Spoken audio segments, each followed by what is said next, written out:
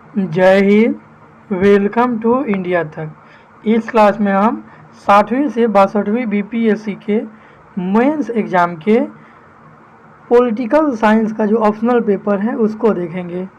इस वीडियो को देखने के बाद आप ये अंदाज़ा लगा पाएंगे कि पॉलिटिकल साइंस के ऑप्शनल में कहाँ कहाँ से क्वेश्चन आते हैं, और साथ ही अगर आप पॉलिटिकल साइंस ऑप्शनल ले चुके हैं तो आप इन क्वेश्चंस को देख करके रिवीजन या इसके पैटर्न के आधारित आप तैयारी कर सकते हैं। इसके सिलेबस की बात करें तो मुख्य परीक्षा जो है 300 मार्क्स का होता है, और यह जो पॉलिटिकल साइंस का ऑप्शनल जो पेपर है इसके लिए आपको पॉलिटिकल साइंस के लिए कुल 3 घंटे दिए जाते हैं, और इन 3 घंटे में आपको 12 क्वेश्चन का जवाब देना होता है। कुल 12 क्वेश्चन। ये 12 क्वेश्चन 2 पार्ट में बटे होते हैं। फर्स्ट पार्ट में 6 क्वेश्चन और सेकेंड पार्ट में 6 क्वेश्चन। जैसा कि आप जानते हैं कि पॉलिटिकल साइंस और अंतर्राष्ट्रीय संबंध दोनों आता है, तो पार्ट 1 में पॉलिटिकल साइंस से और पॉलिटिकल थ्योरी से, तथा पार्ट 2 में आपको इंटरनेशनल रिलेशन से क्वेश्चन पूछे जाते हैं।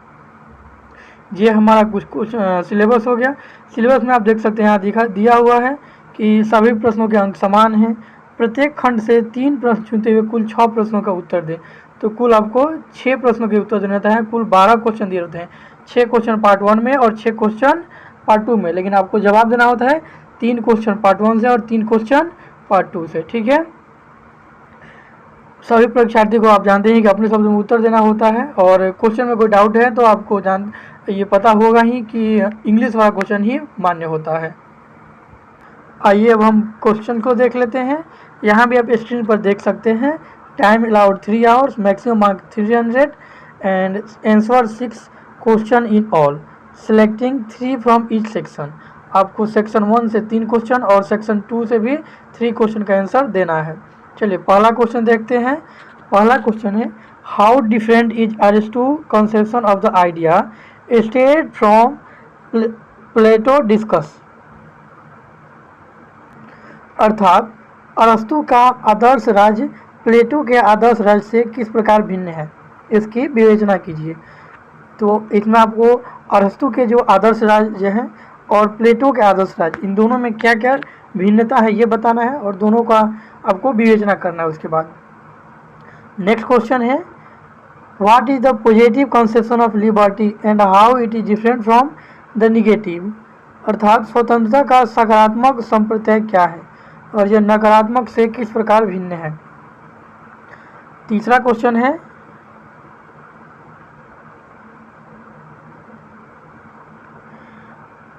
Discuss Lenin theory of imperialism, how for is relevant in modern times. अर्थात लेनिन के साम्राज्यवाद के सिद्धांत की विवेचना कीजिए, यह सिद्धांत आधुनिक समय में कहाँ तक प्रासंगिक है। तो पहले तो आपको लेनिन के साम्राज्यवाद के सिद्धांत को लिखना है, उसके बाद यह सिद्धांत आधुनिक समय में कहाँ तक प्रासंगिक है इसके बारे में लिखना है। अगला क्वेश्चन है, what is the comparative politics, discuss different approaches for the study of comparative politics. अर्थात तुलनात्मक राजनीति क्या है, तुलनात्मक राजनीति के अध्ययन के विभिन्न उपागमों की विवेचना कीजिए। नेक्स्ट क्वेश्चन है, discuss different approaches to the study of colonialism and nationalism in India. भारत में उपनिवेशवाद और राष्ट्रवाद के अध्ययन पर विभिन्न दृष्टिकोणों की विवेचना कीजिए। अगला क्वेश्चन है, have the colonial government at the centre change the functioning of feudalism. अर्थात क्या केंद्र में गठबंधन सरकारों ने संघ राज पद्धति के कार्यकाल को बदल दिया है, इसके मूल्यांकन कीजिए। अगला क्वेश्चन है, Y do you understand by the term new colonialism. ये सेक्शन 2 का क्वेश्चन है, ध्यान रखिएगा। सेक्शन 1 का क्वेश्चन हम देख लिया जिसमें 6 क्वेश्चन थे, 6 में से आपको 3 का जवाब देना था। ये सेक्शन 2 है, और सेक्शन 2 के क्वेश्चन आपके स्क्रीन पे हैं। Why do you understand the term new colonialism, what are the effect of new colonialism on African economics. अर्थात नौ उपनिवेशवाद से आप क्या समझते हैं, अफ्रीकी अर्थनीतियों पर नौ उपनिवेशवाद के प्रभाव लिखिए। तो देखिए ये इंटरनेशनली क्वेश्चन हो गया, या इंटरनेशनल रिलेशन का क्वेश्चन है। अगला क्वेश्चन है, is there a paradigm shift in India foreign policy in the post covid war, post cold war, covid नहीं, cold war period, give reason for your argument with reference to the objections and principles of Indian foreign policy. अर्थात क्या शीत युद्धोत्तर कालावधि में भारत का विदेश नीति में कोई निर्देशनात्मक परिवर्तन आया? भारत को विदेश नीति के उद्देश्यों और सिद्धांतों के संदर्भ में अपनी युक्तियों के लिए कारण बताइए। अगला क्वेश्चन है, what are the geopolitics political challenge faced by SAARC? Has the SAARC process been able to effect trade liberalisation?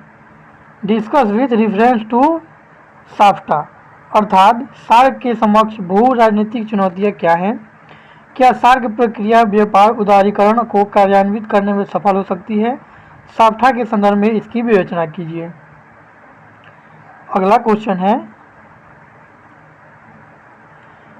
Describe the power and function of the United Nation Secretary General with particular reference to this political role.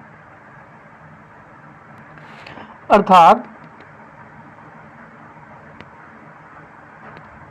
संयुक्त राष्ट्र संघ के महासचिव की राजनीतिक भूमिका के संदर्भ में या विशेष संदर्भ में उनकी शक्ति और प्रकार का वर्णन कीजिए। अगला क्वेश्चन है, what were the objectives of the new aligned movement as issued during the Bandung era? How relevant are they in the contemporary world? अर्थात बांडुप युग में यथा प्रतिवाद गुट निरपेक्ष आंदोलन के उद्देश्य क्या थे? समसामयिक विश्व में वे कितने प्रासंगिक है, मतलब वर्तमान समय में यह कितने प्रासंगिक है? नेक्स्ट लास्ट क्वेश्चन है, critically evaluate the role of the third world in international politics. अंतर्राष्ट्रीय राजनीति में तीसरी दुनिया की भूमिका का आलोचनात्मक मूल्यांकन कीजिए। तो इस तरह से आपने देखा 12 क्वेश्चन को। यह 12 क्वेश्चन 2 पार्ट में बटे हुए थे। टोटल कुल 12 क्वेश्चन 2 पार्ट में बचे हुए थे, 6 और 6। पार्ट 1 में इसमें आपको 3 का आंसर देना है, इसमें भी आपको 3 का आंसर देना है। इन सब के लिए आपके पास टोटल 3 आवर का टाइम होगा और आपको 3 क्वेश्चन का आंसर देना होगा। Thanks for watching. मिलते हैं नेक्स्ट क्लास में। हमने टोटल अभी तक 5 प्रीवियस ईयर कर ली है 5 साल का, 60वीं से 62वीं में। 60वीं से 62वीं के पीछे के जो क्वेश्चन हैं ये शायद ही रिपीट होंगे, क्योंकि 60वीं से 62वीं के टाइम ही सिलेबस को चेंज किया गया था, तो इससे पहले का हम क्वेश्चन छोड़ दे रहे हैं।